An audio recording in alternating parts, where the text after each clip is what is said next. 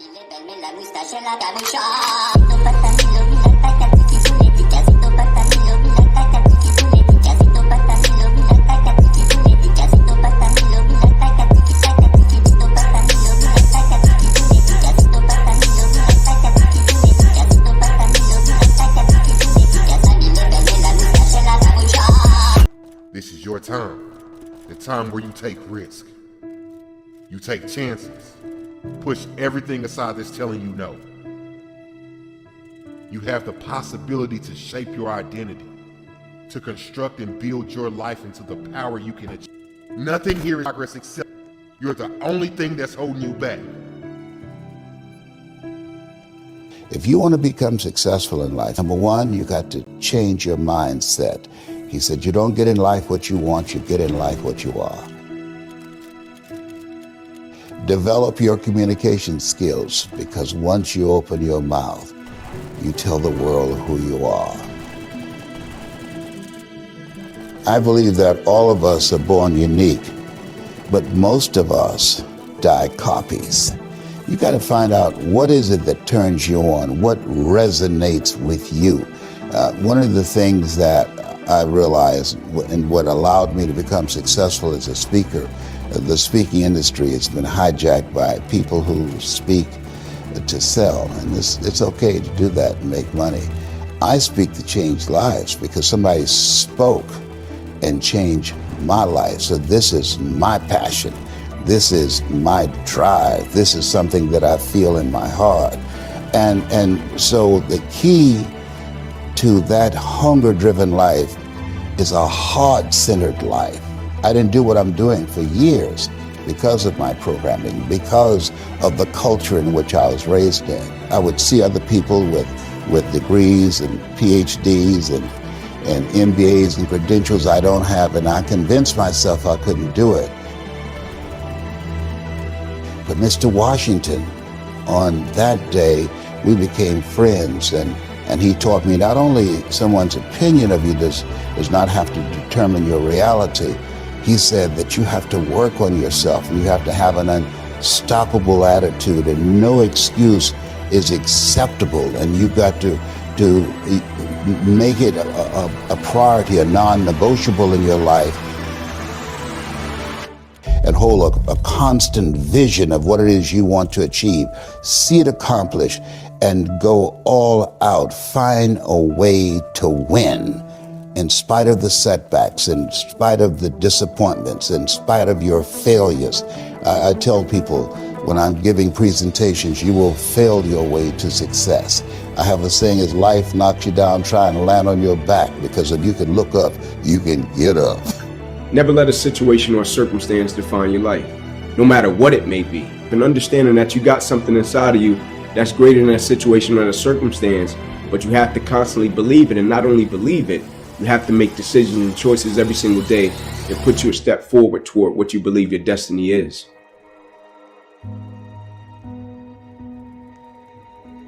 In life, it's a lot of moments and it's a lot of people that change and impact your life, right? Like, I don't believe it's just one moment and you say, this one moment just changed my life. Even though that moment may have, but it's going to be another moment that's going to shape and change your life as well. Either somebody is in the midst of adversity or just came out of adversity, or it won't be long before they head into adversity. So you need to be prepared either way. And so we all go through adversity, opposition. I think that's the thing that makes us all in common as people, right? No matter if you're from London, Atlanta, Florida, California, New York, like, we're all going to go through something at some point or phase in our life. Right? And as cliche as it sounds, when the quote says, it's never about what happens to you, it's about how you respond to it. That's very true, right? But in the same sense, I think what's most important is when we go through something, what's the perspective that we have of it, right? Because for most people, when you go through something, the person's natural perspective is, okay, what did I lose? Right? What happened to me? Like, I took a loss, right? People never look at it and say, okay, man, tell me, what did you gain? Right? Even though I know it hurt, you didn't want to go through it, but look at it in a way to where you can say, what's the lesson in this? right? What would you say life is trying to teach you from dealing with this? And so when I went through it, my perspective was, okay, what can I extract from it to apply to other areas of people? And I firmly believe the quicker you can shift your perspective self to others when you're in the midst of adversity, the quicker you'll get through it, right? Martin Luther King has a quote that says, life's most persistent and urgent question is, what are you doing to help other people? Now, I'm not telling you to not acknowledge your pain. I'm not saying that. I'm not telling you not to say, man, I'm going through this and it's hard. I'm not saying that. I'm saying when you go through it, look at it, step back from the picture and say, okay, I'm dealing with this.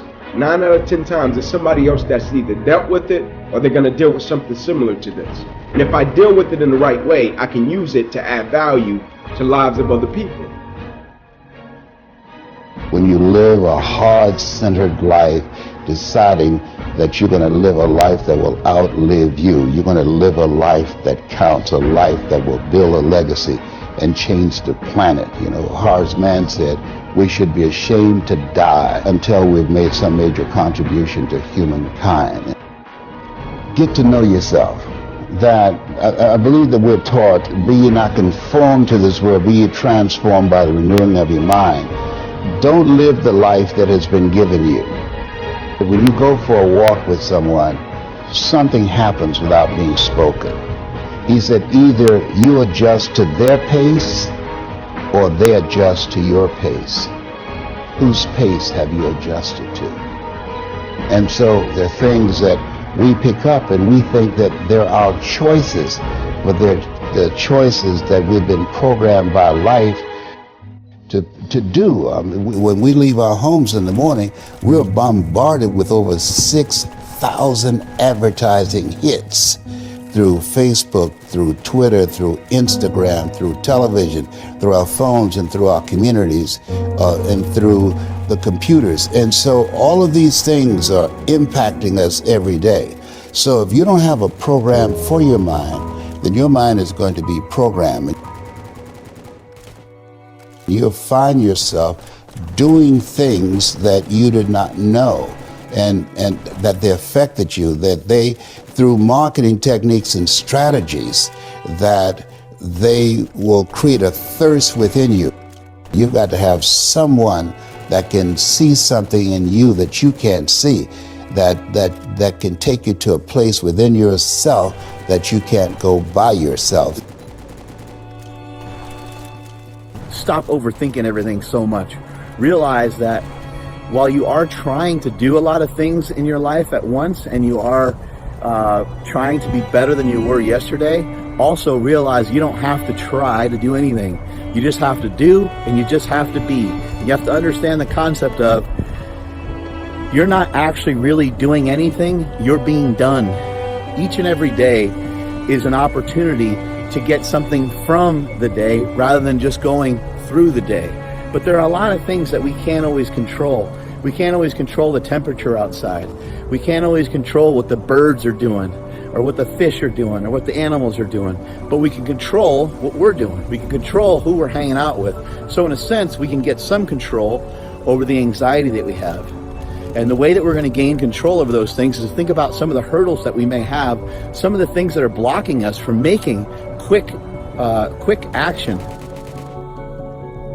The reason that I think belief is important is because, like, when you're young or when you do something and you're a novice, right, and you start out doing it and you might think you can do something with it, or you might not. You might do it and it's being driven by your passion.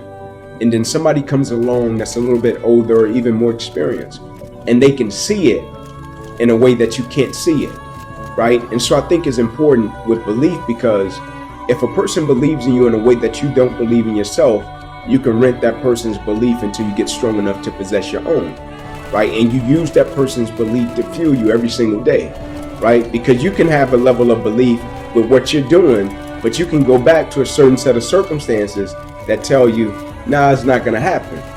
And so you rent that person's belief until you get strong enough to possess your own.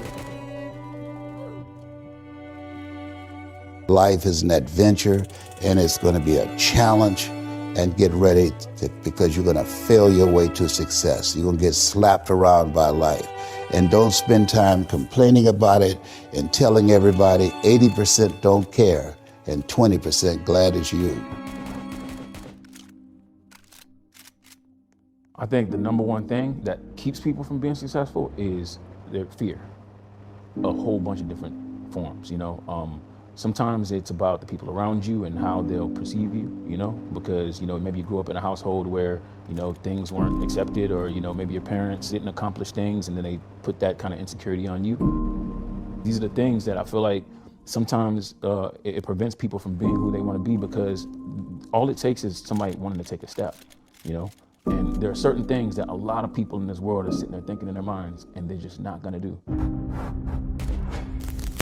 Like, I used to always try to pull a lot of people and be like, you know what, you can do this, you can do this. But the people that hear that motivation over and over again, sometimes they take that step. Some people just have it in them. Early, it just starts, and they just get in the muscle memory of just doing things. There's so many things in our lives that we were scared about, but we're still here. We made it past all these things. And if you fail, so what?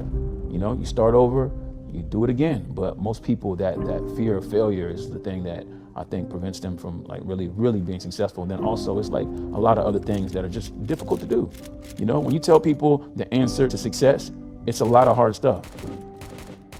Let your success fill itself around you. Let it construct around you. You got to work hard, right? Nobody wants to hear that. Everybody wants a shortcut, you know? Some people understand that. They appreciate the progress, you know? If you tell people right now, hey, if you want to lose this many pounds, this is what you got to do. There's no short solution. But every time, there's still people out there selling whatever Herbalife treatment or whatever to try to get you the quick, short route, because people believe that, you know what, I'm going to do it the easy way. And there is no easy way. So when I tell people that, it's very blunt, it's very straight to it. You have to want to do it. But the best way I try to explain it is like, you know, when you're chiseling on a rock, you know, you can chisel for a long time, and you can chisel 100 times, 200 times, 300 times, and it won't break. And then when you get to 5,000 times, it finally breaks. But all the work that you did is what made it break. It's not like you just, the last one just broke it, you know what I mean? It takes that, but sometimes people don't want to start that journey, you know? They don't want to get on the mission of like, you know, becoming the best that they can be. Move away from your past and move toward a new purpose, a purpose that gives you the success you've always wanted, the success that leads you to a future you deserve. Bring your life into the direction you want, the direction to change your perception, your perspective. This is the power you've earned. Don't let yourself be taken by one more mistake. Don't let yourself slip from one more wasted opportunity. Have the confidence to take action. Have the confidence to appreciate the decisions you make, to make every choice with the purpose to change, to improve. As a collective, a society, we all want similar things. We all want to succeed, to improve, to be better people. We all slip, but that's how life functions. That's the only way for us to learn. You can be more. You can have more. I feel like we spend way more time in our own minds than we do talking to other people. Like, you really spend a lot of time trying to figure it out. There's all these thoughts that come to you, whether it's like, you know, things around you, people talking to you, people close to you, things you see, TV, whatever, and you're bringing it, you know?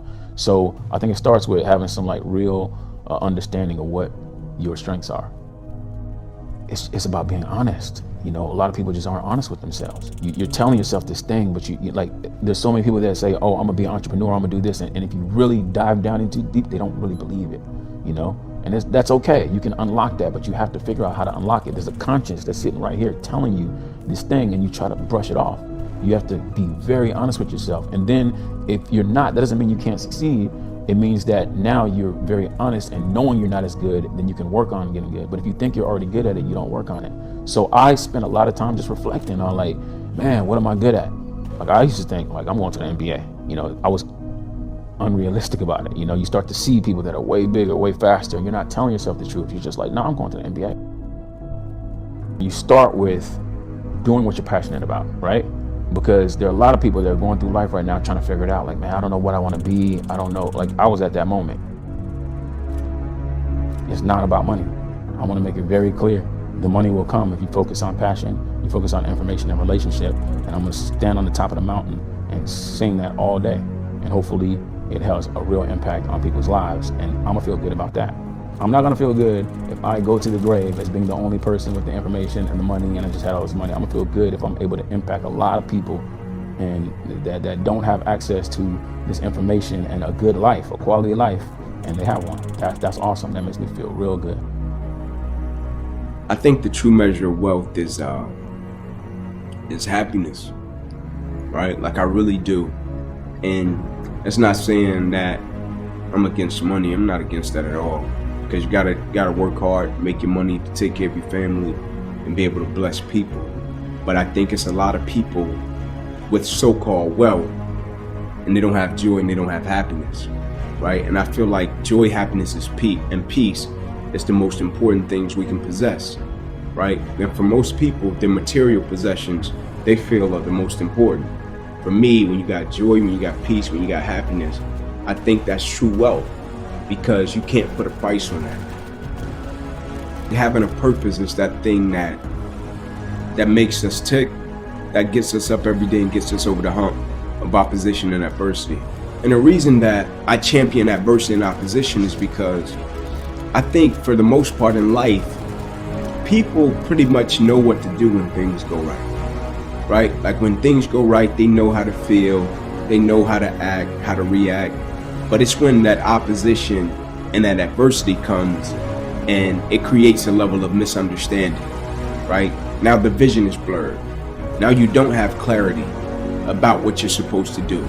Now you question if your existence matters. And I think when you have a purpose, it's powerful because in the midst of the opposition, it makes you realize that you've been put here for a certain reason. You can be great, but you're living on reserve, right? You didn't empty the bucket, right? You didn't give everything you had to every aspect of your life. Like for most people, they're great professionally, but they end up becoming a public success, and behind closed doors, they're private failure.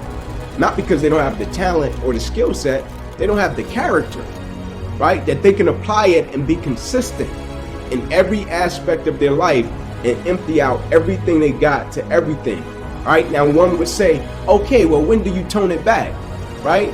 You find pockets to turn it back, right? Of course, you don't just give everything you got all the time, right? You get to a point where you learn to be efficient and effective in every aspect of your life. And for most people, it's not a problem of skill set. It's a problem of character. And empty the bucket is having the right character to be consistent and empty out everything you got in every aspect of your life. Either somebody is in the midst of